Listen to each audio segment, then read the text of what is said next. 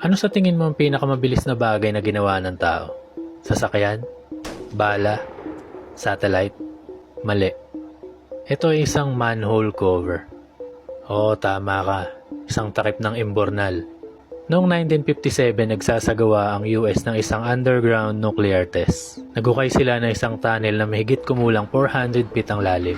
At sa ibabaw nito, may napakabigat na bakal na manhole cover. Nang pasabugin nila ang nuclear bomb sa ilalim.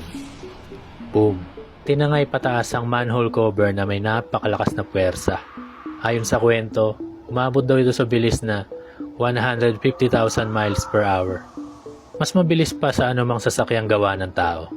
Ang mas nakakagulat dito, sinasabi nilang sapat ang bilis nito para makalabas ng atmosphere at makapasok sa kalawakan.